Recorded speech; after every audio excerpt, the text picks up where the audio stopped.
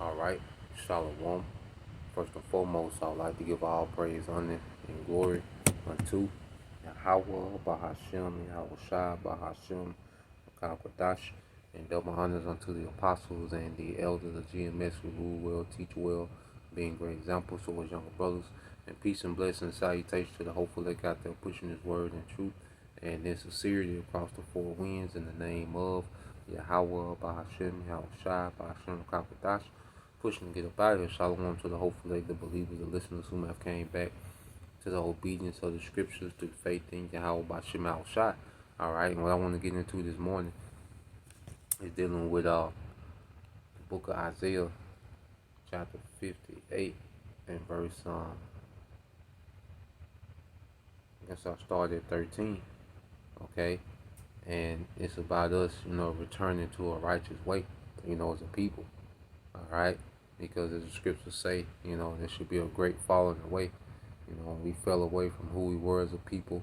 We fell away from our customs, our laws, our understanding, okay? And we became, degenerates, as the scriptures say, how we become degenerate. The Lord planted us a noble vine. How have we become degenerate? Okay? Well, this captivity, degenerated us into something that the Lord didn't intend for us to be. Alright? And the beautiful thing about this truth, we began to embark on the path to be restored to what we're intended to be. Alright? And not only restored, but being perfected this go round. Okay? And this captivity has made the elect, grow up. With this captivity, the Lord forced the hopeful elect, to mature in the spirit. Okay? So when you go into Isaiah 58 and 13, I'm going to read in the NLT, it says, keep the Sabbath day holy. Don't pursue your own interests on that day. Okay? So when we read this, which, we keep the law to the best of our ability. Alright? Now, of course, we can't keep the Sabbath perfectly, but one thing that we all can do, to reverence, the Sabbath, is to refrain myself from sex. That's something that we can control on that day. Okay? Now, we in this captivity, so our work schedules can conflict with the Sabbath. Okay? But we can refrain from that, and that's just a show of reverence to the Heavenly Father. See, we rehearse the righteous act as a form of reverence, and not, see, when we first come in, we do these things as a form of reverence. But as we mature, and grow in righteousness, we see that the law is the way to be. We like, the law is better. The earth needs the law. We're going to be saved by faith. Okay? We're going to have to show faith. The Lord going to put us in predicaments to show faith to be delivered. Okay? It's just now we see, the importance of the law being implemented in the earth. Okay? Now we see that there's no other way. See, the elect are maturing and coming to the understanding that there's no other way that the earth should be ran outside of the law, statutes, and commandments of Yahweh Bashem Al Shai. So we begin to cherish, the Lord's law. Okay, we begin to cherish the wisdom. Okay, because the law is a part of the Lord's wisdom. Okay, Isaiah 58:13 said, keep the Sabbath day holy. Don't pursue your own interests on that day, but enjoy the Sabbath and speak of it with delight as the Lord's holy day. Okay? It says speak of the Sabbath with delight. Because there's two ways you can see when you go into the law, when you're only concerned with your own interests, okay, then the law restrains you like Esau. That's why Esau, he looks at the law as restraint, because he's concerned about his own interests. Okay? But see, the law makes you nation-minded. That's why when you go in the law, it's bigger than us. Even when you go into the law is bigger than us. It's about justice, to keep the nation going. It's about protocols to keep the nation growing and flourishing. Even certain laws that call people to be unalive, well, that's for the sake of the nation to grow. Okay? Just like certain, trees, well, you got to purge. You got to cut away certain things. In the garden, you got weeds. You got to get rid of the weeds. So the law was meant to cultivate a righteous and flourishing people. Okay? That's what we're beginning to understand more and more. Okay? But the law is beyond your own self-interest. Okay? Our own self-interest, man. Okay? It's about the interest of everyone. Okay? But now we begin to delight, in the Lord's law. Is the Lord has put us in the worst captivity ever. Okay? Where this man does the exact opposite of the law. Alright? And he goes a step further. He makes laws to protect and glorify wickedness, man. Okay? So the Lord put us in the earth ran by wickedness, where the law is discarded. And now we see the purpose of the law. Now we really see it. We're ground zero in the wicked kingdom. And now we see the purpose of the law. And it said delight. It says, don't pursue your own interests on that day, but enjoy the Sabbath and speak of it with delight as the Lord's holy day. Honor the Sabbath in everything you do on that day, and do not follow your own desires or talk idly, man. And like I said, we began to enjoy and thirst for righteousness now. It's one of the things I can't wait to see in the kingdom, is the earth fully running by the righteousness of the scriptures, to where that's the standard of the planet earth, is the law, statutes, and commandments, the righteousness of Yahweh B'Shem Yahushai, which, hey, the earth is going to flourish, man. After 1,000 years, the heathen, even they're going to flourish. They're going to be in the captivity, man, but they're going to be in a far better state. They're going to appreciate righteousness, man. Okay, because our kingdom and Esau kingdom is going to be night and day. Okay, because even now, like, this society work you to death, man, and even if you can be off on the Sabbath, man, it's just, you be looking for the Sabbath now. This society make you look for the Sabbath. Make you appreciate the Sabbath, where you can relax, reflect, turn it down, a notch, man. So let's go here, because let's go to the book of Psalm, chapter 119, 71. We always get it. This is the book of Psalm, chapter 119, verse 71. It said, "It is good for me that I have been afflicted, that I might learn thy statutes." Okay, so it's good that we went through this affliction, that we had to be in captivity in this wicked kingdom. See, the Most High has a purpose for everything. See, our people that's offended, at the ways of the Most High, they don't understand the Father. They don't understand righteousness neither. Okay? Our people that don't understand righteousness, they don't understand the Heavenly Father, they don't understand the end game, what He's getting ready to do in the earth, because He's finna give us an eternal kingdom. Okay, all these captivities that we went through don't amount to the reward of the eternal kingdom. A righteous eternal kingdom, man. Okay? There's nothing that we can say, well, why we did, because Jake likes to say, well, why he did this, why he did that. Well, tap in. But if it's not given to you to understand, you'll never understand how the Lord moves. See, we have His Spirit. The Lord has put His Spirit on us. All right, the Spirit of Yahushua and the Spirit of the Heavenly Father is in Yahushua. So if we got Yahushua, we got the Father, they come together. So as we have the Spirit of Yahweh, B'Hashem, Yahushua, we begin to understand their moves. The moves that they're making, why they made this, and we understand the why. Okay, it makes sense. You see, and you look at this batch of niggas, okay, the nigga woman, all right, captivity makes sense. Okay, we should have been put and stuffed on slave ships. Okay, you look at our people behavior today. Okay, they're rebellious. Okay, no shame.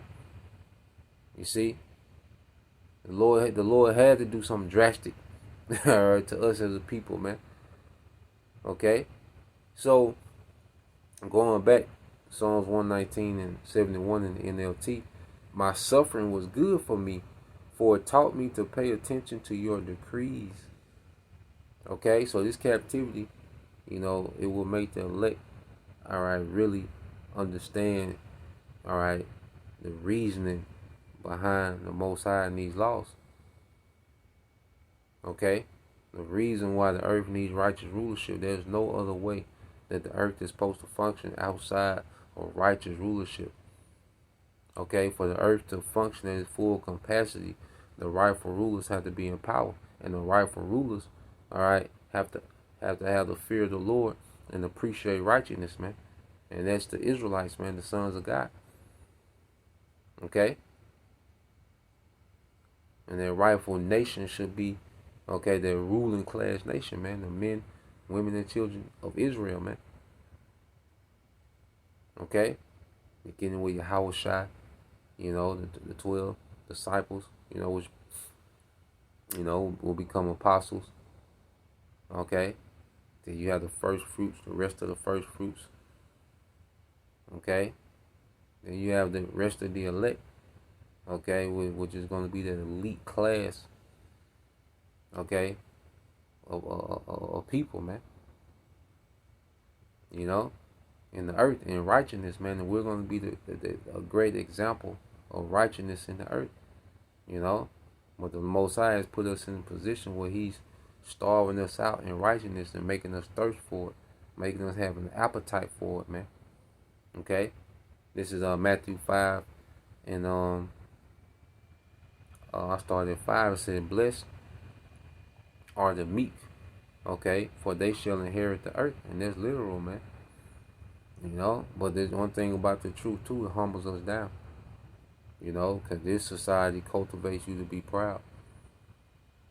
Okay, it's cute to be proud in this society. That's the thing. That's the standard of this world is pride. Be prideful. To boast in yourself, to boast in, everything's a boast and a flex. Okay, but the truth humbles us down, man. Make us realize it's bigger than us, and make us realize we're nothing without our power. Okay, make us be considerate of, our fellow Israelite men. Our fellow Israelite in general. Man, women, and children of the hopeful elect. It makes us be considerate. Okay, so the truth humbles us down. You see, because we have to humble down to deal with the Lord, man, and that's the thing too. You can progress so far when humility is factored in. When you have a group of people that's humble, so much can get done. Okay, when you remove egos, when you remove vain competition, when you remove backbiting, you can accomplish so much.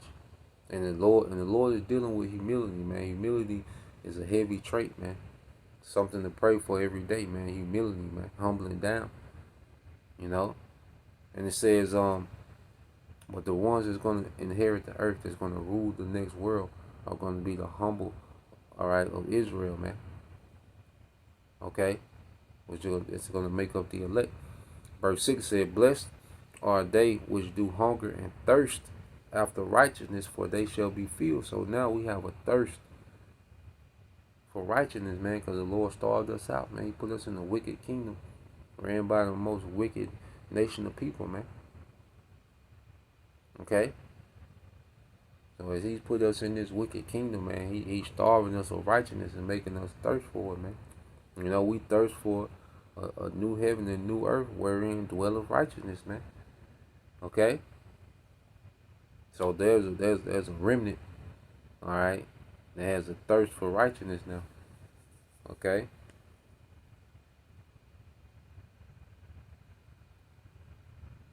So you go into the word thirst in the Greek.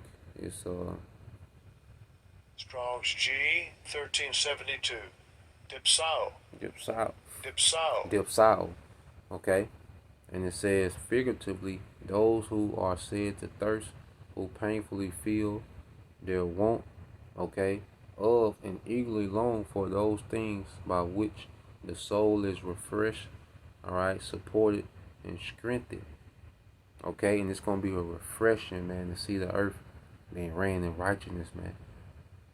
Okay, to be under, the rulership of Yahushua, man. That's gonna be a refreshing to be, in their rulership, man, when Yahweh Shai, and then we have a chance to be a part and aid Yahweh Shai in ruling in righteousness, man. What else is it to chase? As an Israelite man, what else is it to chase? What else should we be occupied in, okay, outside of uh, the opportunity to be a joint heir with Yahweh Shai? What else should we be occupied in? Okay? So let's go,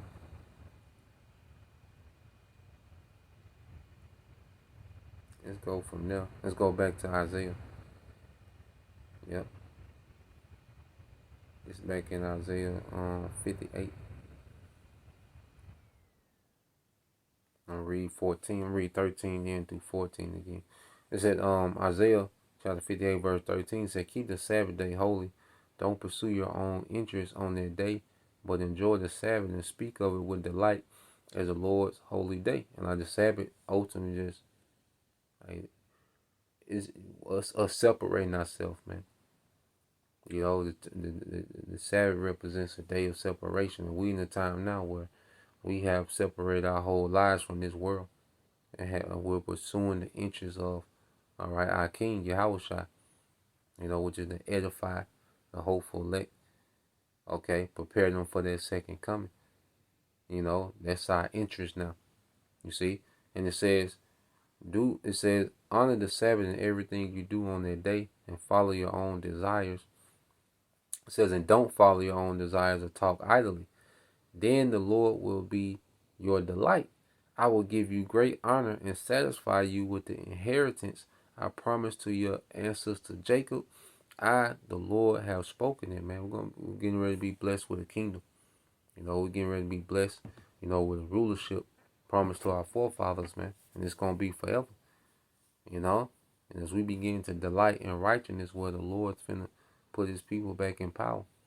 All right? Because what better kings to rule the earth than those that delight in the righteousness of Yahweh Bashim Shai. So that's the point. Lord will, you brothers, all right, and you sisters edified once again.